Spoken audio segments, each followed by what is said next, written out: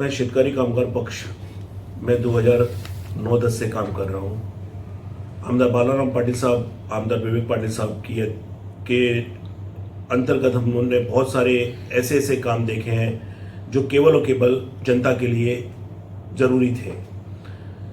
हम लोगों को सत्ता नहीं है, लेकिन जनता के लिए हम लोग 24/7 हमेशा खड़े हुए हैं। उनकी कोई भी समस्या हो उसके लिए हम हमेशा आगे रहते हैं। जहाँ पे सत्ताधारी केवल और केवल, आपने देखा होगा कि 5 साल में जो लास्ट के 3 से 4 महीने बचते हैं उसमें वो आपको दिखाई देंगे।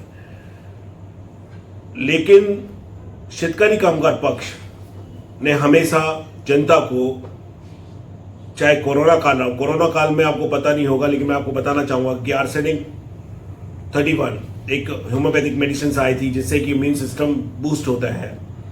वो हजारों की संख्याओं में हम लोगों ने सोसाइटी वाइज बांटा। जो नगर सेवक यहाँ पे दिखने चाहिए थे, कोरोना काल में कोई भी नगर सेवक नहीं दिखा। तो जनता को मैं ये आह्वान करता हूँ कि जब हम लोग सत्ता में नहीं हैं तो आपके लिए इतने काम कर सकते हैं, लेकिन अगर आपने सत्ता में लाके हम लोगों को दिया तो जो भी एकदम खत्म हुए काम है उनको हम फिर से चालू करके आप लोगों के जीवन में अच्छी बातें लेके आ सकते हैं। आपको मैं बताना चाहूँगा कि शेतकरी कामगार पक्ष ने रेलवे स्टेशन के रिनोवेशन के लिए, रेलवे जो हार्बर लाइन है उसमें फास्ट ट्रेन के लिए हम लोगों ने लेटर दिया था आज के कम से कम 7 से 8 साल पहले। न्यूज़पेपर में भी इसके लिए आया था, लेकिन जो सत्ताधारी हैं उनको ये सब कुछ करने में बड़ी परेशानियां हैं। आज रेलवे स्टेशन मानसरोवर और खांडेश्वर की ही मैं बात करूंगा, क्योंकि मैं कमोटे मर्यादित ही बात करना चाहूंगा। वहां पर आज तक कोई भी प्रॉपर टॉयलेट्स नहीं है। अभी कुछ दिनों पहले सत्ताधारी नगर सेवक वहां पे जाके आंदोलन करता है, बोला ये देखो भांडे खराब है। अरे बाबा, तुम्हारी ही सत्ता है, तुम इस तरीके से अगर मोर्चा निकालोगे तो ये शर्म की बात है।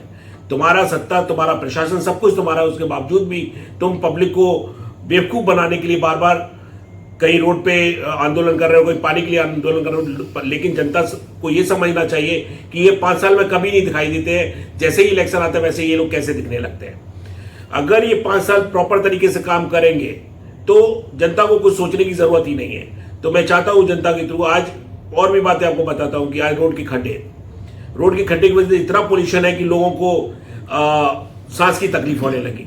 आज हमारी जो क्रीक है, खाड़ी, आपने देखा सेक्टर 19 और 21, 22 के पूरे पीछे की जो खाड़ी है इतनी स्मेल करती है, उसका कोई भी सफाई का कोई नियोजन नहीं है।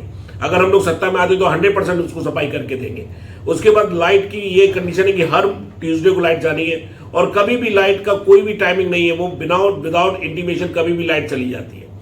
तो अगर शेतकरी कामगार पक्ष सत्ता में आती है तो यहाँ पर हम लोग 24/7, अगर सपोज कोई इमरजेंसी हर जगह आती है, लेकिन लाइट अपने को 24/7 मिलनी चाहिए। पानी की ये कंडीशन है कि टैंकर्स में तो पानी आता है, लेकिन लोगों को उनके पाइपलाइन में पानी नहीं मिलता।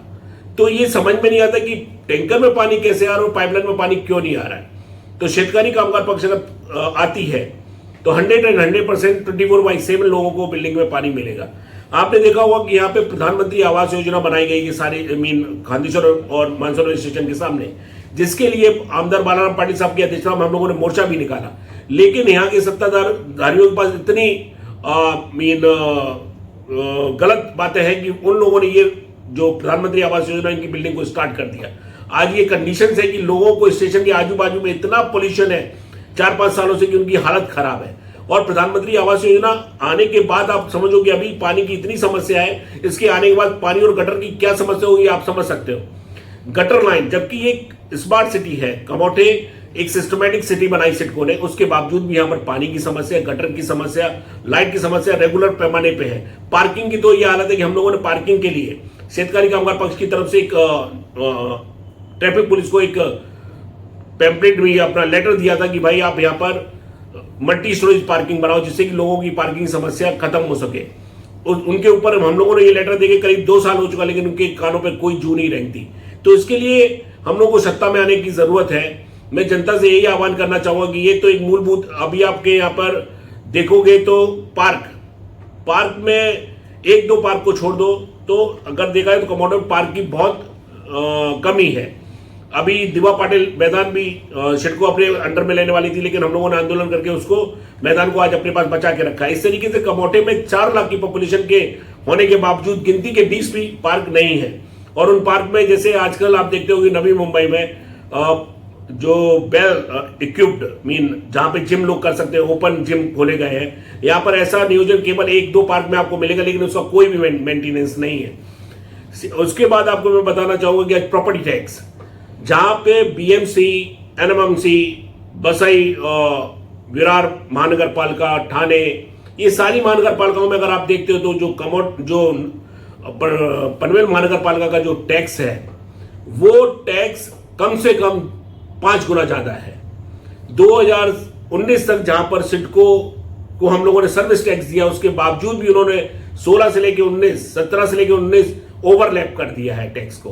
तो उसके लिए भी शेतकारी कामगार पक्ष ही सबसे आगे आके उन्होंने प्रॉपर्टी टैक्स की लड़ाई किया।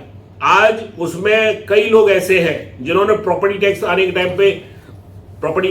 टाइम पे उन्होंने साइन किया सपोर्ट में, लेकिन जब उनका कुछ मांगे पूरी नहीं तो फिर वो उनके अपोज में आके कोर्ट में गए।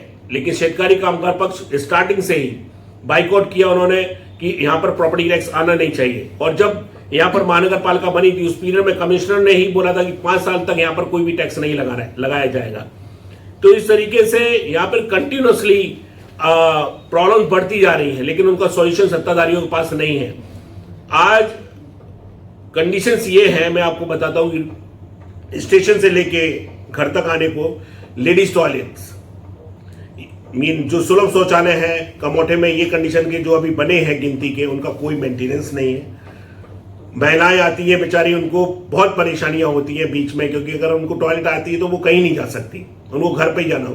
तो इस तरीके की समस्याओं के लिए हमने कंटिन्यूअसली निवेदन किया है।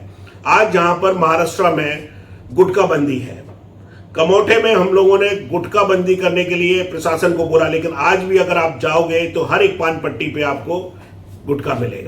तो जो भी स्ट्रीट फूड्स है उसका कोई भी पैरामीटर्स नहीं है। तो ये सारी बातों के लिए फूड डिपार्टमेंट को भी हम लोगों ने लेटर्स लिखे हुए हैं, ये सारे लेटर्स हमारे पास में अवेलेबल हैं। तो मैं जनता से केवल यही बोलना चाहूंगा आपके चैनल के माध्यम से कि जनता शेतकारी कामगार पक्ष महाविकास आघाड़ी की सत्ता को अगर पनवेल महानगर पालिका में लेके आती है तो उनको जो भी मूलभूत सुविधा है उसके लिए कभी उनको परेशान नहीं होना पड़ेगा। इवन जो टैक्सेस है हम लोगों ने अगर आप देखो कि हमारे जो टैक्सेस अगर ये इतने लिए जाते हैं, आज इतने ज्यादा फ्लैट्स के रजिस्ट्रेशन होते हैं, पूरा पैसा महानगर पालिका के पास जाता है, उसके बावजूद भी यहाँ पर गवर्नमेंट स्कूल्स नहीं है, गवर्नमेंट हॉस्पिटल्स नहीं है। अगर आप जाते हो कि पनवेल महानगर पालिका का जो रुग्णालय है पनवेल में, अगर आप वहां जाओगे तो इतनी भयंकर गंदगी है कि पेशेंट जहां पे सही होने के लिए जाएगा तो वो डबल बीमार पड़ जाएगा। तो मैं केवल और केवल जनता से फिर से मैं यही रिक्वेस्ट करना चाहूंगा कि शेतकारी कामगार पक्ष महाविकास आघाड़ी की सत्ता अगर पनवेल महानगर पालिका में आती है तो हॉस्पिटल्स, एजुकेशन, उनकी बेसिक नीड्स पे पूरी तरीके से फोकस किया जाएगा। आमदार बालाराम पाटिल साहब की अध्यक्षता में हम वो सब काम कर पाएंगे जो केवल और केवल जनता के हित में जरूरी है। जय हिंद, जय महाराष्ट्र, लाल सलाम। जर तुम्हाला हा व्हिडिओ आवडला असेल तर चॅनलला लाईक, शेअर आणि सबस्क्राईब करायला विसरू नका।